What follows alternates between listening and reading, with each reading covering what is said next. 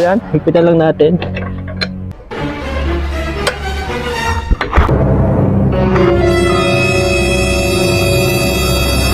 Wow!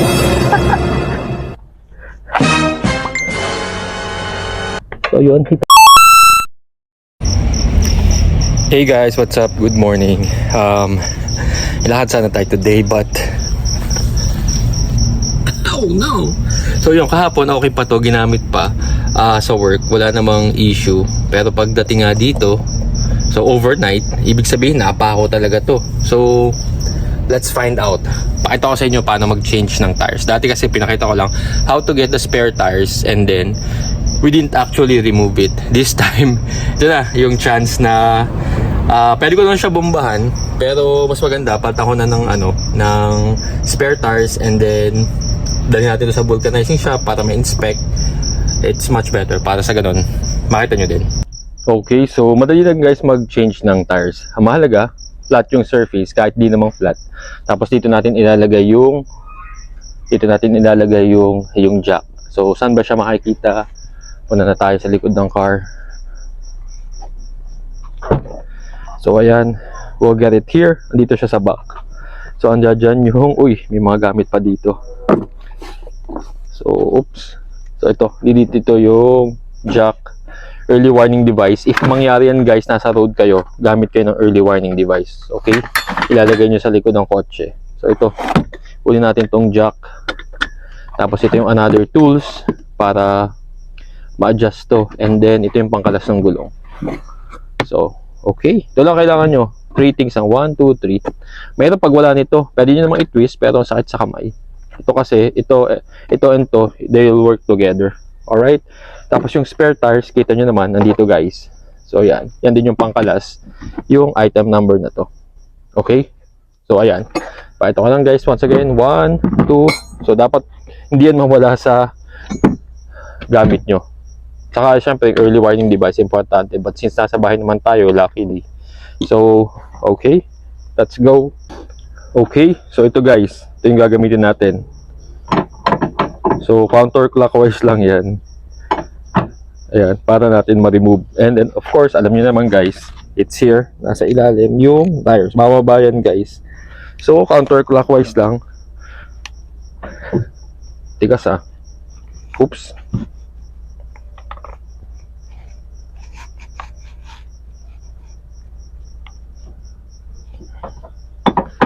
Kasi binatil to ng Toyota dati. Yun. So dalawang kamay lang guys. Guys, i-push nyo. Pull it down because yan, para even, para hindi mag-ano dito hindi siya mag-slip. Kasi para iwas siya na magalos. Okay? Alright. It's down. Ayan. Ayan guys.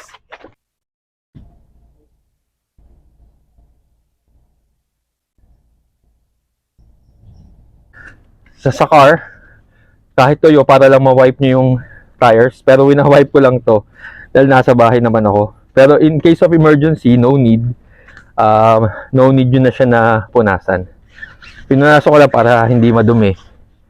Kasi supposed to be dapat talaga yung spare tires. Yan ang kagandahan lang sa Veloz because you get the same tires na pwede mong itakbo for malayo. Unlike yung mga donuts, so uneven siya dun sa stock nyo, and you'll have to get it fixed right away. Paano kung sira na talaga yung tires nyo, di ba? So bibili kayo. Ayan, so take note, wala talaga yung middle cap. Kukunin natin yung middle cap dito. Okay guys, yung jack, meron siya dito parang kanal. We just have to fill here. Pakita ko sa inyo. Ayan.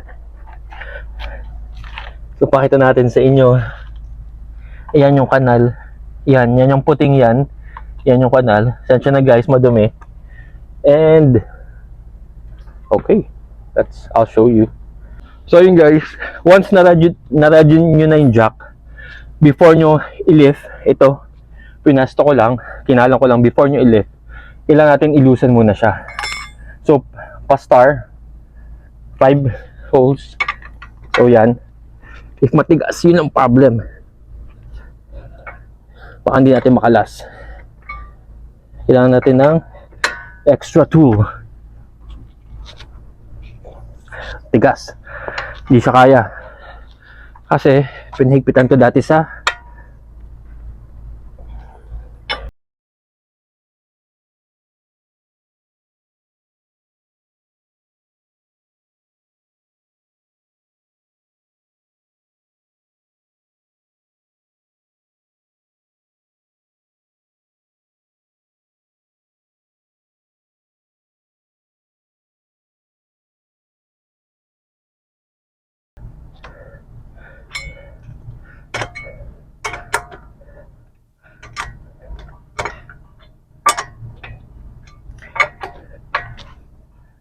okay, so once it's loosened, guys, it's the time we'll lift it up. So ayan, clockwise again, lift natin. Sabi guys, it's almost 8, kaya ang init. So ayan guys, lift lang natin siya. No other way to make these things fast unless nakaganon ka. Pero ang hirap nito magkabit sa ilalim pagka limited yung space and then pag nasa kasada ka. So ayan guys, we're lifting it. Okay,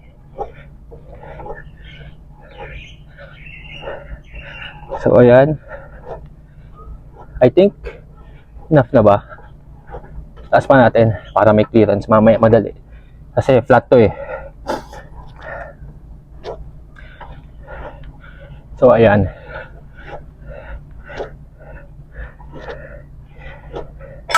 alright, we're good. The first one, second, third,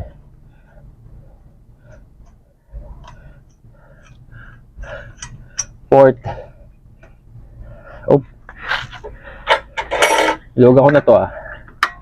Ayan. Kasi nagkaroon lang ng pressure. Tinutulak kasi. So yan, fifth. Alright.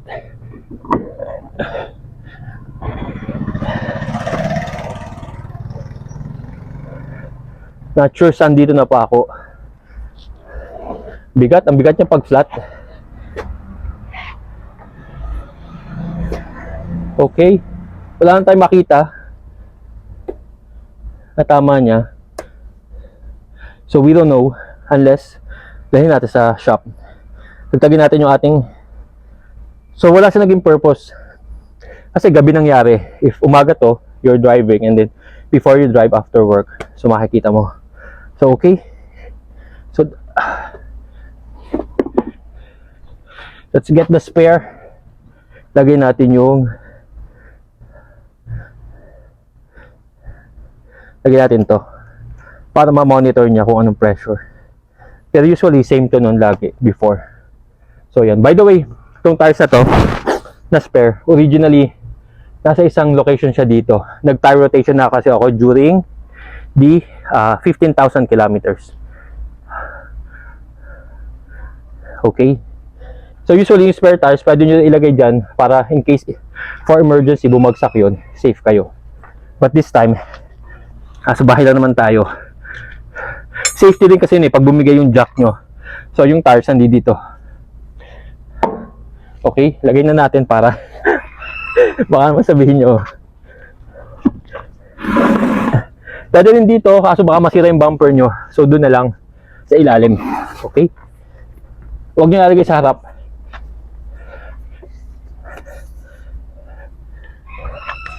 So just to safety lang. Yan. Yung face mo nga ba? So ilagay natin si spare tires. Mahirapan ang babae dito. So kailangan dun sa mga Skyway patroller, patulong na kayo guys. Make sure meron kayong barya din pang abot. Tip kay na kuya. So yun, ginagamit ko aking shoes para ikalang. And okay. So, hindi ko ma-spot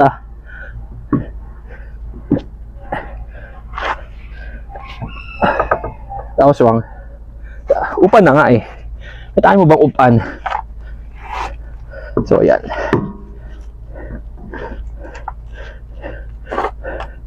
Okay, so it's back. Ginamit kong kapangkalang to.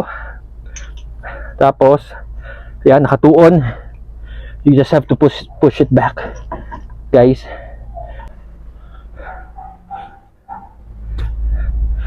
So, if meron kayo guys WD-40, spare nyo lang para next time madali na siya mag-ano.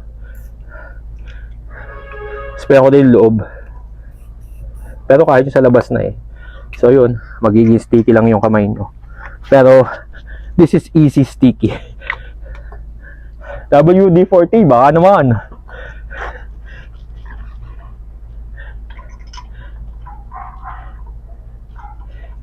So yun guys.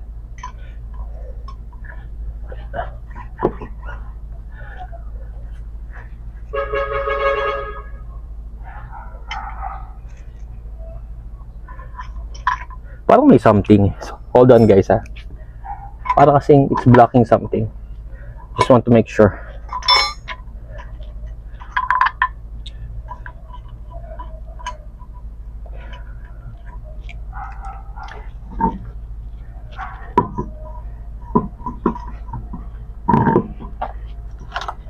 Yun. So yun. Kaya pala. Okay. Kasi makapapansin mo dito, uneven yung mga ano niya. So yung pinapakita ko lang guys sa inyo yung overview how to replace it. Pero lapit ko na nga yung camera para kita nyo. Anuhin lang natin to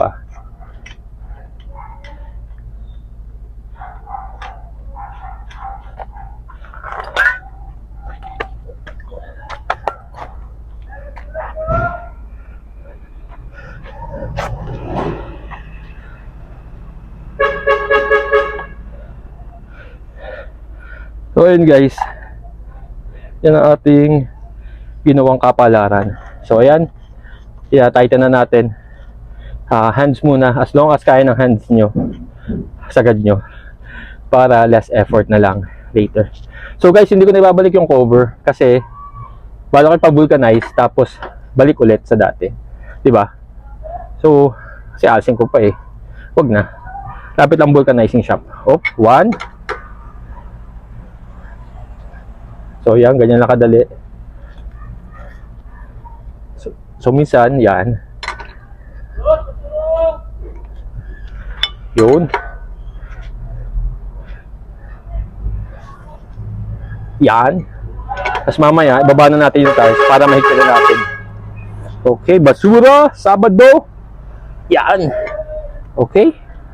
So I think we're good for now. Mamaya natin higpitan.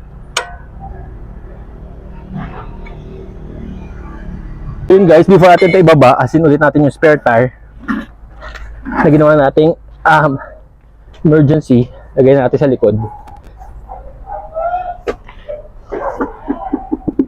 And then, baba natin to.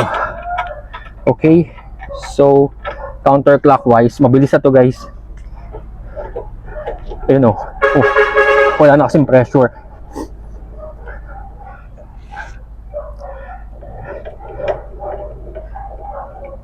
So as you can see, nababa na yung tires natin. Make sure always to check your spare tires yung hangin. And if meron naman kayong automatic na panghangin, so mas maganda. Pwede din naman yun, but I just showed you guys how we should do it. So yung spare tires ito. So, not necessary ibalik mo sa dati because yung patulong ka na lang sa vulcanizing shop. But if you are traveling, balik mo sa dati. Okay? So yan, higpitan lang natin.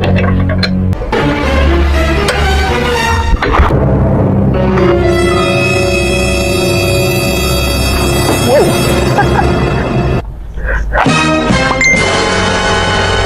So yun, yan.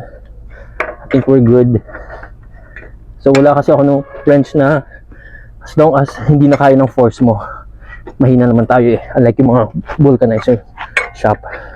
So ayan, tigas na, pwede na yan. It's safely napalitan natin ng tires, and we don't need super higpit as long as hirap ka na, so pwede na yon, temporary. But meron talagang sukat yan, yung right pressure. May hindi ko lang sure, may nagtanong sa vlog, I don't remember, pero dapat tinanong ko pala sa Toyota. It will help yung tools na yon if meron kayo, lagay nyo sa cars para hindi kayo mahirapang baklasin lahat ng mga nuts nyo, and at the same time hindi kayo mahirapan ibalik, kasi if nanggaling kayo sa mga vulcanizing shop, malakas yung medyo pagkahigpit nila. So you have to keep in mind that mahirapan kayo, need yun ng extension. Ako nahirapan, kita nyo naman, pausan-pausan ako, di ba? Pero yan, okay na si Veloz natin. And then let's all put this back sa kanyang kalalagyan. Okay, so dito siya. So question now dito, babalik ko ba yung spare tire sa ilalim? Mas maganda balik natin sa ilalim, madali naman siya. Pero dahil nga papa-vulcanize ko, wag na. But then, so yan, pinakita ko lang guys sa inyo. So dito siya, balik nyo lang. So once it's placed, ito kasi yun yung nuts sa taas, ito yung sa basket. And then ayan o, nakakalang na. And then you have to make it here. Tight natin dito. Okay? So yun. Again, clockwise, counterclockwise. Ito yung kanina. So yan. Alalayan nyo na sa ilalim guys. So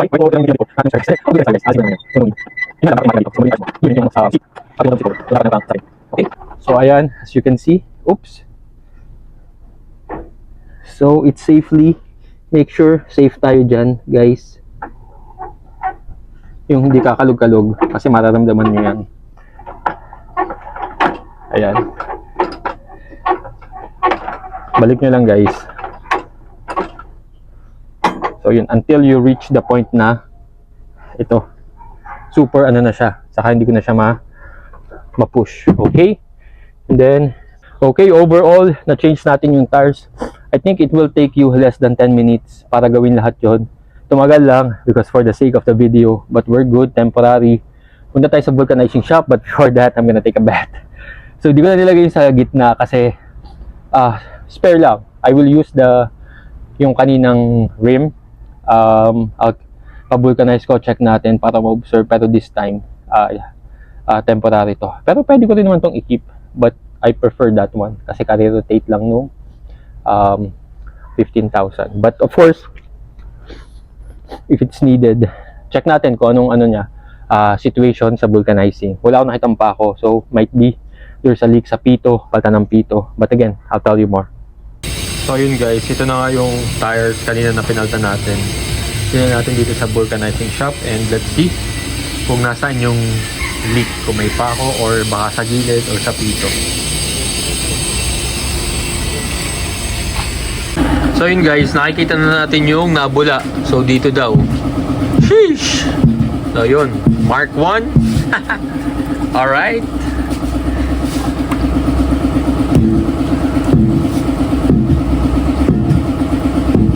Ano nga? Ayun, kita nyo guys. Maliit lang pero it's a kill ah.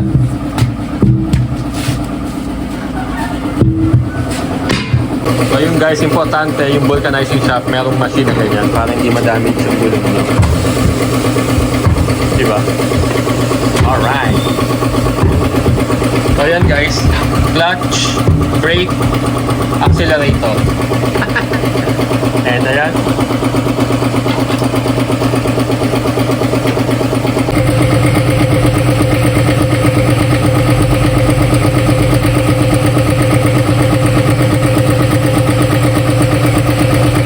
So yun guys, ganun lang siyang kaliit, pero it's a killer. Ayan no, yung pa talaga sa kanal ano, makikita nyo guys, sa kanal siya nagalit.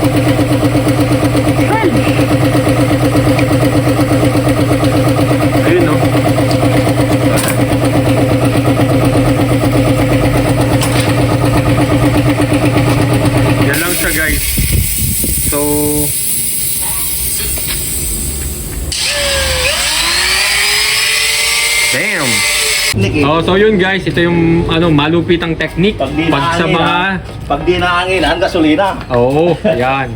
Alright. Oh, Fireball. Yun. Yun. Sheesh. So, yan ang technique dyan. That technique, galawang henyo. Pagka mahirap angilan, Oo, syempre guys. Tires. Alright, so yan, binubulkanize lang guys. And of course, inalis na natin yung kinabit ko kanina, binalik natin doon sa likod. So yan, para siya na ulit yung gagamitin natin. Right, so alright guys, so ayun, ganun lang kasimple yung pagpalit. Actually, hindi siya masimple guys. Pero, when you're on the road, when that happens, madali yung paltan, promise.